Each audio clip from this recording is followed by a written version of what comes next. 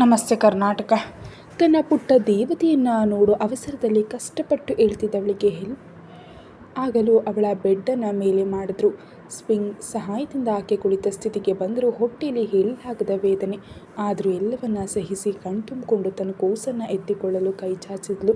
Nurse ಪಾಪವನ್ನು ಅವಳ ಮಡಿಲಿ ಕೊಡುತ್ತಾ, ಮೇಡಮ್ಗೆ ಹಾಲು ಕುಡಿಸಿ, ಏನು ಬೇಕಾದರೂ ಇಲ್ಲಿ ಬೆಲ್ ಬಟನ್ ಇದೆ, ಒತ್ತಿ ಆರಾಮಾಗಿ ಹಾಲು ಕುಡಿಸಿ, ನಂತರ ನಾರ್ಮಲ್ ವಾರ್ಡ್ಗೆ ಶಿಫ್ಟ್ ಮಾಡ್ತೇವೆ ಅಂತ ಹೇಳಿ ಅಲ್ಲಿಂದ ಹೊರ ನಡೆದ್ಲು.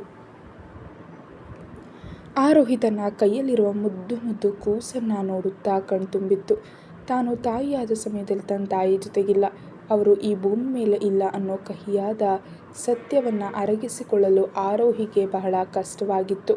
ಪುಟ್ಟ ಮಗಳ ಕಣ್ಣು, ಮೂಗು, ಗುಂಡ್ಗುಡ್ಡು ಮುದ್ದು ಮುಖ, ತಲೆ ತುಂಬ ಅರ್ಜುನ ಹಾಗೆ ತುಂಬಿದ ಕೂದಲು, ಹಾಗೆ ಅಪ್ಪನ ಪ್ರತಿರೂಪವನ್ನೇ ಹೊತ್ತ ಕೂಸನ್ನು ಎದೆಗೆ ಅಪ್ಕೊಂಡು ತನ್ನ ಗೌನ್ ಬಟನನ್ನು ಬಿಚ್ಚಿ ತನ್ನ ಮೊಲೆ ಹಾಲು ಉಣಿಸಿದ್ಲು. ಮಗು ಹಸಿವಿಗೆ ತನ್ನ ತಾಯಿಯನ್ನು ನೋಡುತ್ತಾ ಕಣ್ಣು ಮುಚ್ಚಿ ಹಾಲನ್ನು ಈರಲು ತಿಳಿಯದಿದ್ರೂ ಪುಟ್ಟ ಬಾಯಿಯಿಂದ ಹುಡುಕುತ್ತಾ ಕಷ್ಟಪಡುತ್ತಾ ಅಂತೂ ಕಲಿತ ಕೂಸಿನಂತೆ ಹಾಲು ಕುಡಿದ ಮಗುವಿನ ತಲೆ ಸವರುತ್ತಾ ಹಾಲು ಕುಡಿಸಿದ್ಲು. ಮಗಳಿಗೆ ಹಾಲು ಕೊಡುತ್ತಾ ಅದರ ಆನಂದದಿಂದ ಎಲ್ಲ ನೋವನ್ನು ಮರೆತಿದ್ಲು. ಮತ್ತೆ ತನ್ನ ತಾಯಿಯೇ ಹುಟ್ಟಿ ಬಂದಿದ್ದಾರೆ ಅನ್ನೋ ನಂಬಿಕೆ ಮನಸ್ಸಲ್ಲಿ ಮೂಡಿತ್ತು. ತನ್ನ ತಾಯಿ ತನ್ನ ಬಿಟ್ಟು ಎಲ್ಲೂ ಹೋಗಿಲ್ಲ, ಮಗಳ ರೂಪದಲ್ಲೇ ಮಡಿಲು ತುಂಬಿದ್ದಾರೆ ಎಂದು ಅಳುತ್ತಾ ಕೂಸನ್ನು ಇನ್ನಷ್ಟು ತನ್ನೆದೆಗೆ ಅವಚಿಕೊಂಡಳು. ಹಾಲು ಕುಡಿಯುತ್ತಾ ಕುಡಿಯುತ್ತಾ ಅಲ್ಲೇ ಮಲಗಿದ ಮಗಳನ್ನು ಮೆಲ್ಲ ತನ್ನ ಪಕ್ಕವೇ ಸ್ವಲ್ಪ ಜಾಗ ಮಾಡಿಕೊಂಡು ಬೆಚ್ಚಗೆ ಮಲಗಿಸಿದ್ಲು. ಅಷ್ಟರಲ್ಲಿ ಅರ್ಜುನ್ ಒಳಗೆ ಬರಲು ಅವನನ್ನು ನೋಡಿಯೂ ಏನು ಮಾತನಾಡುವ ಮನಸ್ಸು ಆರೋಹಿಗೆ ಬರಲಿಲ್ಲ. ಅರ್ಜುನ್ ಅವಳಿಗಾಗಿ ಬಿಸಿ ಬಿಸಿ ಕಾಫಿ ಮತ್ತು ಬ್ರೆಡ್ ಹಿಡಿದು ತಂದವನು. ಆರೋಹಿ ಬಂಗಾರ ಎಂದು ಅವಳ ಹತ್ರ ಹೋಗಿ ತಲೆ ಸವರಿದ್ದ. ಆರೋಹಿ ಅರ್ಜುನನ್ನು ದೂರ ಸರಿಸಿ ಮೌನವಾಗಿ ಕುಳಿತಳು. ಅರ್ಜುನ್ ಅವಳ ಮೌನ, ಕೋಪ ಎಲ್ಲವನ್ನ ಅರ್ತಿದ್ದ. ಅವಳ ಮುಂದೆಯೇ ಅಲ್ಲೇ ಬೆಡ್ ಮೇಲೆ ಜಾಗ ಮಾಡಿ ಕುಳಿತವನು. ಆರೋಹಿ, ನಮ್ಮ ಕೂಸು ನೋಡು, ಮುದ್ದಾಗಿದ್ದಾಳೆ. ಅವಳಿಗೆ ಒಂದು ಮುದ್ದಾದ ಹೆಸರು ನಾನು ಯೋಚಿಸ್ತೀನಿ. ಏನಂತ ಕೇಳೋಲ್ವಾ? ಅವಳಿಗೆ ಶಾಸ್ತ್ರಬದ್ಧವಾಗಿ ಹೆಸರಿಡೋವರೆಗೂ ಈ ಹೆಸರನ್ನು ಹೇಳೋಣ, ಸರಿನಾ ಎಂದು ತನ್ನ ಮಗಳು ಹುಟ್ಟಿದ ಖುಷಿಯನ್ನು ತಡೆಯಲಾರದೆ ಹೇಳಿಕೊಂಡಿದ್ದ.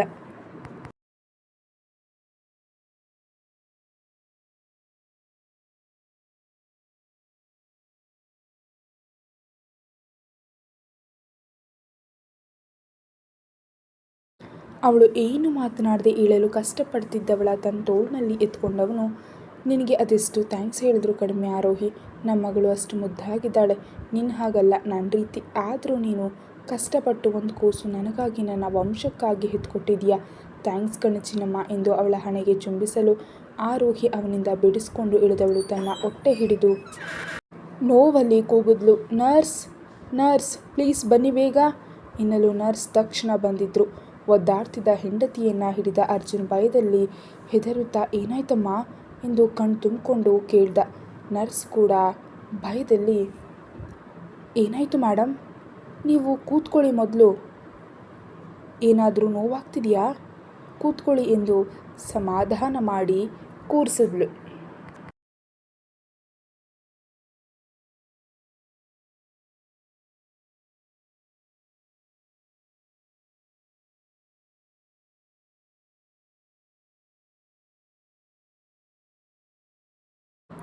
ಅರ್ಜುನ್ ಅವಳನ್ನು ಹಿಡಿದ್ರು. ಅವನಿಂದ ದೂರ ಸರಿದು, ನರ್ಸ್ ಪ್ಲೀಸ್, ಈ ವ್ಯಕ್ತಿಯನ್ನು ಇಲ್ಲಿಂದ ಕಳಿಸಿ, ಪ್ಲೀಸ್ ಹೊರಗೆ ಕಳಿಸಿ, ಪ್ಲೀಸ್ ಕೈ ಮುಗಿತೀನಿ ಕಳಿಸಿ ಎಂದು ಅಳ್ತಿದ್ದವಳು ಹೊಟ್ಟೆ ಹಿಡಿದು ಅಮ್ಮ ಎಂದು ಜೋರಾಗಿ ಕೂಗಿದ್ಲು. ನರ್ಸ್ ಕೋಪದಲ್ಲಿ, ಸರ್ ಹೋಗಿ ಹೊರಗೆ ಎಂದವಳು ಆರೋಹಿಯನ್ನು ಮಲಗಿಸಿ ಇಂಜೆಕ್ಷನ್ ಕೊಟ್ಟರು. ಅರ್ಜುನ್ ಕಣ್ ತುಂಬಿಕೊಂಡು, ಆರೋಹಿ ಸಾರಿ ಪ್ಲೀಸ್ ಮಾತಾಡು ಅಂದರು. ಆರೋಹಿ ಮತ್ತೆ ನರ್ಸ್ನ ನೋಡುತ್ತಾ, ನರ್ಸ್, ಈ ವ್ಯಕ್ತಿಗೂ ನನಗೂ ಸಂಬಂಧ ಇಲ್ಲ, ಪ್ಲೀಸ್ ಇಲ್ಲಿಂದ ಹೋಗೋಕೆ ಹೇಳಿ ಎಂದು ಕಣ್ಮುಚ್ಚಿ ಅತ್ಲು. ನರ್ಸ್ ಅರ್ಜುನ್ನ ನೋಡುತ್ತಾ, ಸರ್ ಬನ್ನಿ ಹೊರಗೆ ಎಂದು ಹೊರಗೆ ಕರೆದುಕೊಂಡು ಹೋಗಿ, ಸರ್ ಈ ಸಮಯದಲ್ಲಿ ಅವರನ್ನು ಗೋಳುಕೋಬೇಡಿ, ಇಂಟರ್ನಲ್ ಬ್ಲೀಡಿಂಗ್ ಜಾಸ್ತಿ ಆಗಿದೆ, ಅವರು ಇನ್ನೂ ಆರೋಗ್ಯವಾಗಿ ಇಲ್ಲ, ಪ್ಲೀಸ್ ಅವರ ಆರೋಗ್ಯ ದೃಷ್ಟಿಯಿಂದ ಒಮ್ಮೆ ಯೋಚಿಸಿ, ಪ್ಲೀಸ್ ಅವರು ಸಮಾಧಾನ ಆಗಲಿ ಅಂತ ಹೇಳಿ ಒಳಗೆ ಆರೋಹಿ ಬಳಿಗೆ ಓಡಿದ್ರು.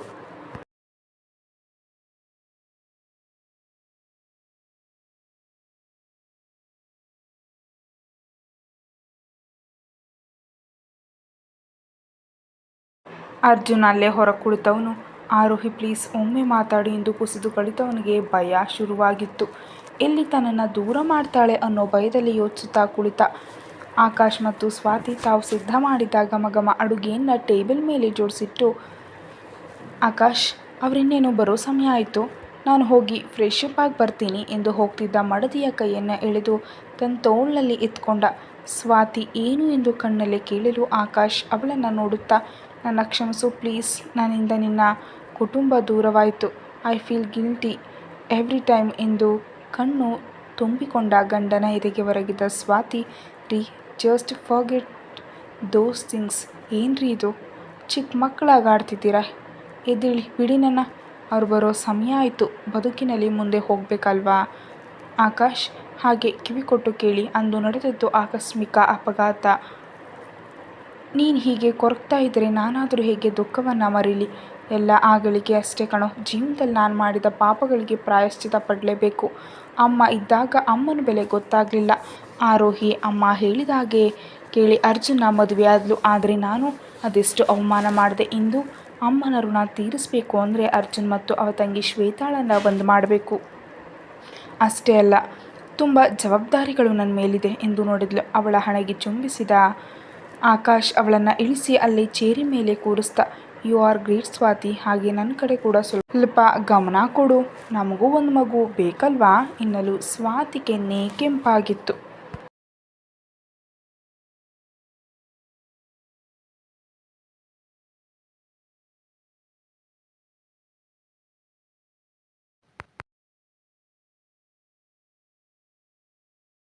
ಆದರೆ ತನ್ನ ಜವಾಬ್ದಾರಿ ನೆನಪಿಸಿಕೊಂಡ ಹುಡುಗಿ ಗಂಭೀರವಾಗಿ ಅವನ ಮಾತಿಗೆ ಪೂರ್ಣ ವಿರಾಮ ಹಾಕಿದ್ಲು. ಆಕಾಶ್ ನಿಮ್ಮದು ಜಾಸ್ತಿ ಆಯಿತು, ಸ್ವಲ್ಪ ಯೋಚಿಸಿ, ಆರೋಹಿ ಮಗುವನ್ನು ಯಾರು ನೋಡ್ಕೊಳ್ಳೋದು ಆಕಾಶ್, ಅವಳಿಗೆ ಅಮ್ಮ ಅಜ್ಜ ಅಜ್ಜಿ ಅಪ್ಪ ಎಲ್ಲವೂ ನಾನಾಗಿ ನಿಲ್ಲಬೇಕು. ನನ್ನ ತಂಗಿಗೆ ಅದೆಷ್ಟು ನೋವು ಕೊಟ್ಟಿರುವೆ, ವಿಷ ಹಾಕಿದ ಪಾಪಿ ನಾನು.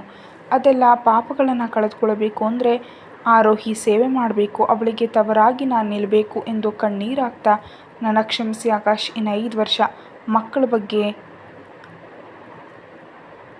ಏನೂ ಚರ್ಚಿಸಬೇಡಿ ಪ್ಲೀಸ್, ನನ್ನ ಕ್ಷಮಿಸಿ ಎಂದು ಹೇಳಿದವಳ ಮಾತಿಗೆ ಒಪ್ಪಿಗೆ ಕೊಟ್ಟು, ಸ್ವಾತಿ ಡಾರ್ಲಿಂಗ್, ನಿನಗೋಸ್ಕರ I am ready for everything ಕಣೆ, ನೀನು ಹೀಗೆಲ್ಲ ಆದರೆ ನನಗೂ ಅಳು ಬರುತ್ತೆ ಎಂದು ಅವಳಂತೆ ನಟಿಸಲು ಸ್ವಾತಿ ಅವನ ಬೆನ್ನಿಗೆ ಗುದ್ದಿದ್ಲು. ಈಗ ಬಡ್ಕೊಳ್ತಿದ್ದ ಮೊಬೈಲ್ ನೋಡ್ದ.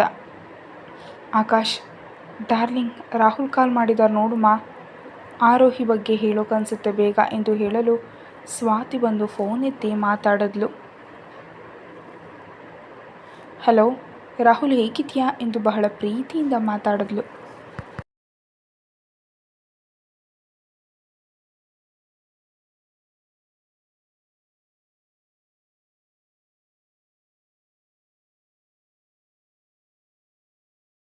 ನಾನು ಗುಡ್ ಸ್ವಾತಿ, ನಿಂಗೆ ಒಂದು ಗುಡ್ ನ್ಯೂಸ್, ಆರೋಹಿಗೆ ಹೆಣ್ಮಗು ಆಯಿತು. ಯುಕಮ್ ದೊಡ್ಡಮ್ಮ ಎನ್ನಲು ಸ್ವಾತಿ ಕುಣಿದಾಡುತ್ತಾ, ರಿಯಲಿ ವಾವ್, ಎಂಥ ಸಿಹಿ ಸುದ್ದಿ ಹೇಳಿದೆ ರಾಹುಲ್, ಯಾವಾಗ, ಎಲ್ಲಿ, ಹೇಗೆ, ಆರೋಹಿ ಆರೋಗ್ಯವಾಗಿದ್ದಾಳಾ, ಮಗು ಯಾರ ಥರ ಇದೆ, ಹೇಳೋ ಬೇಗ ಎಂದು ತನ್ನ ತಂಗಿ ಬಗ್ಗೆ ಸಂಪೂರ್ಣ ವಿವರ ತಿಳಿದುಕೊಳ್ಳಲು ಬಡಬಡಾಯಿಸ್ತಿದ್ದ ಮಡದಿಯನ್ನು ನೋಡಿ ಆಕಾಶ್ಗೆ ಜೋರು ನಗು ಬಂತು. ಅಂತೂ ತಾನು ದೊಡ್ಡಪ್ಪ ಆದೆ ಎನ್ನೋ ಖುಷಿಯಲ್ಲಿ ಸ್ವಾತಿ ಪಕ್ಕ ಕುಳಿತು ಮೊಬೈಲ್ ಸ್ಪೀಕರ್ ಹಾಕಿ ಕೇಳ್ತಾ ನಗ್ತಿದ್ದ. ರಾಹುಲ್ ಇವಳು ಹಾಗೆ ತಂಗಿಗೆ ಮಗುವಾಗಿದೆ ಅನ್ನೋ ಖುಷಿಯಲ್ಲಿ ಆಕಾಶದಲ್ಲಿ ಹಾರಾಡ್ತಿದ್ದಾಳೆ. ಸರಿ, ತಾಯಿ ಮಗು ಹೇಗಿದ್ದಾರೆ, ಎಲ್ಲರೂ ಆರಾಮಾಗಿದ್ದಾರಲ್ವಾ, ನೀವು ಈ ಕಡೆ ಯಾವಾಗ ಬರೋದು ಎಂದು ವಿಚಾರಿಸ್ದ. ರಾಹುಲ್ ಜೋರಾಗಿ ನಗ್ತಾ, ಹೇ ಆಕಾಶ್, ನೀನು ದೊಡ್ಡಪ್ಪ ಆದ, ತಾನು ಮಾವ, ಹ್ಯಾಪಿ ಕಣೋ, ನನ್ನ ಸೊಸೆ ಹೇಗಿದ್ದಾಳೆ ಗೊತ್ತಾ, ಅಪ್ಪಟ ಬಂಗಾರದ ಬಣ್ಣ, ಕೈ ತೊಳೆದು ಮುಟ್ಟಬೇಕು, ಪುಟ್ಟ ದೇವತೆ, ಅಮ್ಮ ಅಪ್ಪನ ಪ್ರತಿರೂಪ, ಊರಿಗೆ ಬೇಗ ಬರ್ತೀನಿ ಎಂದು ಒಂದೇ ಉಸಿರಿಗೆ ಆರೋಹಿ ಮಗು ಬಗ್ಗೆ ಖುಷಿಯಿಂದ ಮನದಾಳದ ಮಾತುಗಳನ್ನು ಹೇಳಿದ್ದ. ಸ್ವಾತಿ ಕಣ್ತುಂಬಿಕೊಂಡು ಅಮ್ಮನ ಫೋಟೋಕ್ಕೆ ತುಪ್ಪದ ದೀಪ ಹಚ್ಚುತ್ತಾ, ಅಮ್ಮ ಮತ್ತೆ ನೀನು ನಮ್ಮ ಮಗಳಾಗಿ ಹುಟ್ಟು ಬಂದಿದ್ದೀಯಾ, ಥ್ಯಾಂಕ್ಸ್ ಅಮ್ಮ, ನಾನು ಕ್ಷಮಿಸಮ್ಮ, ನಾನು ನಿನ್ನ ಋಣ ಹೀಗಾದರೂ ತೀರಿಸ್ತೇನೆ ಎಂದು ಅಳುತ್ತಿದ್ದವಳನ್ನು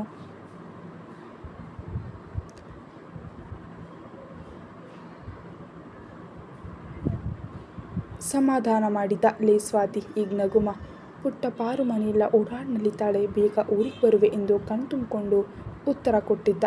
ಕತೆ ಮುಂದುವರಿಯುತ್ತೆ. Thank you so much for watching.